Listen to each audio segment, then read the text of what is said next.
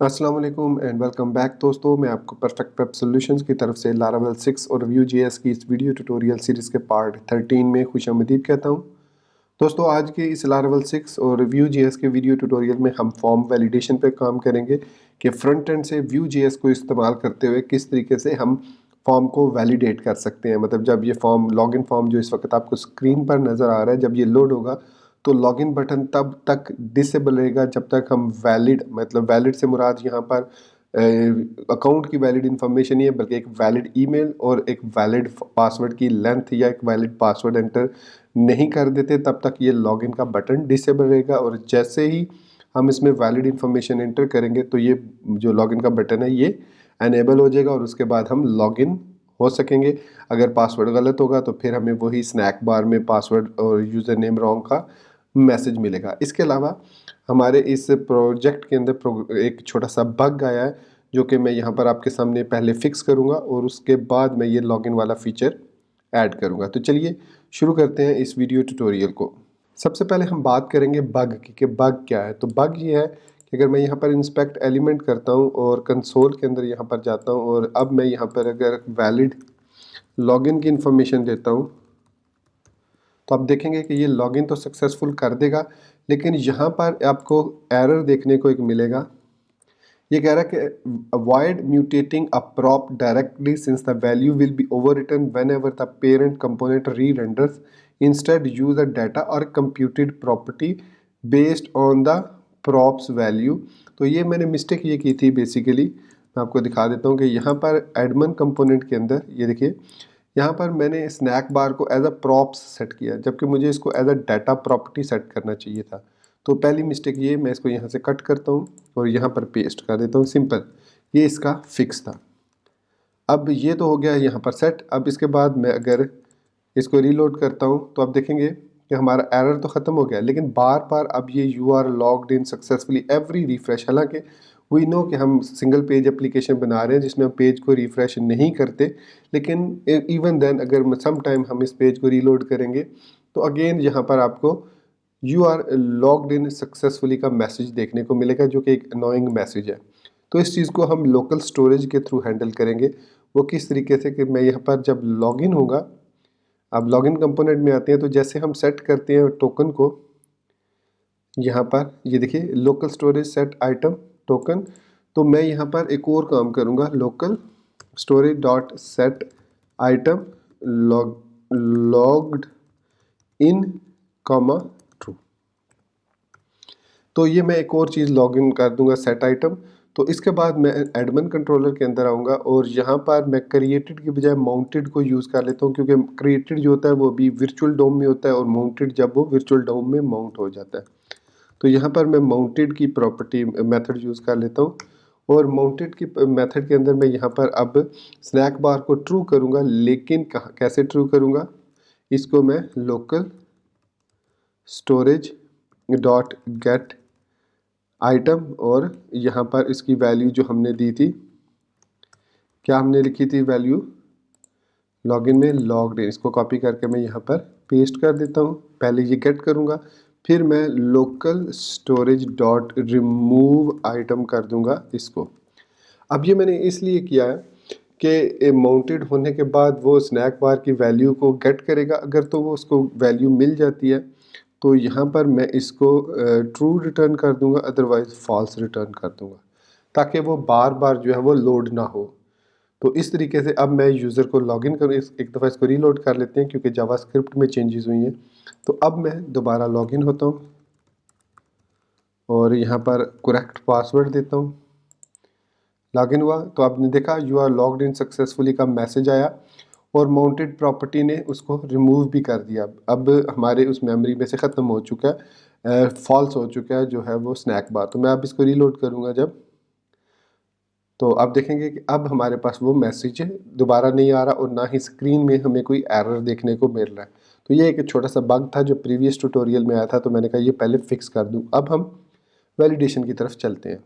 Vue.js के अंदर Vuetify को इस्तेमाल करते हुए जो वैलिडेशन है बहुत ही आसान है, क्योंकि उसने हमें प्री बिल्ड जो कंपोनेंट फॉर्म्स के दिए हैं उसमें ये सारे फीचर हमें इनेबल करके दे दिए कैसे आप वैलिडेशन वगैरह कर सकते हैं। और उसकी छोटी सी एग्जांपल है, तो वही एग्जांपल मैं यहाँ पर यूज़ करूँगा। तो यहाँ मैं ब्यूटीफाई में आता हूँ और यहाँ यूआई कंपोनेंट्स में फॉर्म्स में आऊँगा मैं। ये आ गया फॉर्म्स इनपुट एंड कंट्रोल, और यहाँ से फॉर्म्स में आऊँगा। तो स्क्रॉल डाउन करता हूँ अगर मैं यहाँ पर, तो ये देखिए ये जो प्लेग्राउंड है हमारे पास, ये हमारे पास लेज़ी और वैलिड, ये देखिए डिसेबल है बटन। ये बटन सिर्फ उसी वक्त एक्टिव होगा जब यहाँ पर हम वैलिड, जैसे मैं इंफॉर्मेशन दे देता हूँ, तो देखिए email must be a valid, तो मैं वैलिड ईमेल देता हूँ। और इसी तरीके से यहाँ से आइटम सेलेक्ट करता हूँ, फिर मैं इसको सेलेक्ट करता हूँ। तो जैसे ही मैंने ये सारी इन्फॉर्मेशन ओपन की, ऐड की, तो ये वैलिड इनेबल हो गया। और जैसे ही मैं यहाँ से सपोज ईमेल रिमूव करता हूँ, तो आपने देखा दोबारा से वो इनवैलिड हो गया। अब लेज़ी लोडिंग होती है कि थोड़े से डिले के साथ, कि जब आप उस जगह पे पहुंचते हैं तो फिर वो उसको इनेबल करता है। तो इस फीचर को हम अब इम्प्लीमेंट करने जा रहे हैं अपने फॉर्म के अंदर। तो इसको कोड में व्यू में जाते हैं, अभी स्विच की हमें ज़रूरत नहीं है। तो यहाँ पर सबसे पहले फॉर्म के अंदर हमें उस फॉर्म को एक रेफरेंस देना होगा, ताकि उस रेफरेंस को हम अपने स्क्रिप्ट के अंदर एक्सेस कर सकें। उसके बाद वी मॉडल उसको वैलिड, और लेज़ी वैलिडेशन को हम ट्रू करेंगे बाय डिफ़ॉल्ट। तो इसको कॉपी किया, यहाँ पर हम अपने लॉगिन कंट्रोलर में आते हैं, और यहाँ पर मैं इसको अपने फॉर्म के अंदर, जहाँ से हमने फॉर्म को स्टार्ट किया था, ये फॉर्म है, तो यहाँ पर मैं इसको पेस्ट कर देता हूँ। तो इसको बाय डिफ़ॉल्ट हम ट्रू कर देते हैं, बल्कि इसको ट्रू इस तरीके से लिखते हैं।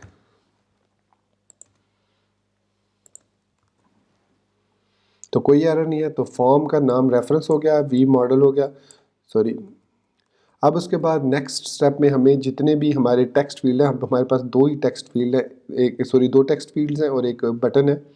तो इसमें हमने यहाँ पर देखिए नेम में वी मॉडल नेम हमने किया हुआ है। यहाँ पर ये देखिए, ये हमारे पास वी मॉडल ईमेल है।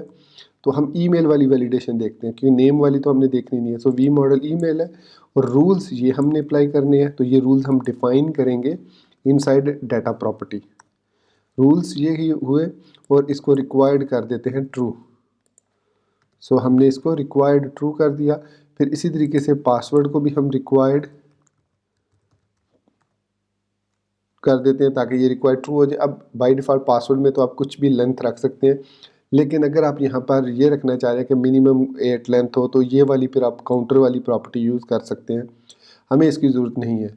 उसके बाद हमारे पास है बटन। तो ये देखिए डिसेबल्ड की प्रॉपर्टी है और नॉट वैलिड। तो यहाँ से मैं इसको कॉपी कर लेता हूँ, और उसके बाद बटन के अंदर मैं यहाँ पर इसको पेस्ट कर देता हूँ। So disabled is equal to not valid.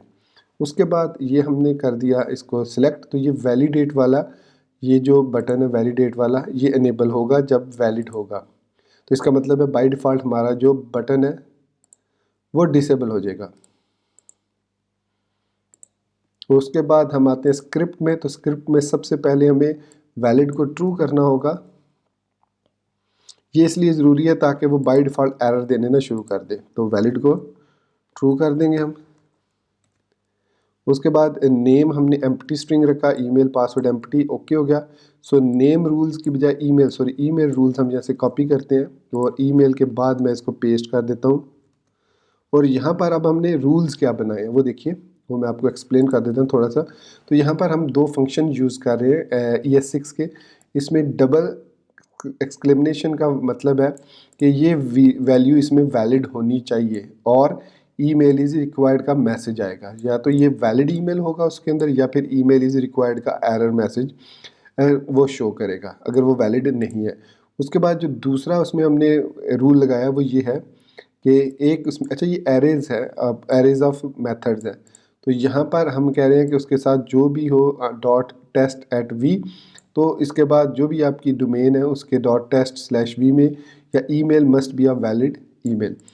तो कुछ भी आप एंटर करेंगे जिसमें पहले कुछ हो, उसके बाद @ सिंबल, उसके बाद यहाँ पर ये वाला कुछ भी हो, फिर डॉट सेट या .com कुछ भी हो, तो वो उसको एक वैलिड ईमेल एड्रेस लेगा। तो पासवर्ड के अंदर हमने सिंपली पासवर्ड रूल इस तरीके से लिखने हैं, पासवर्ड रूल्स। अब इसमें भी मैं ऐड कर देता हूँ ये वाला मेथड, और इसमें लिखता हूँ पासवर्ड इज़ रिक्वायर्ड। तो ये हमारे पास पासवर्ड का रूल भी क्रिएट हो गया। तो अब अगर मैं यहाँ पर वापस अपने लारावेल की ऐप में आता हूँ और यहाँ से लॉग आउट होता हूँ एक दफ़ा और रीलोड करता हूँ इसको,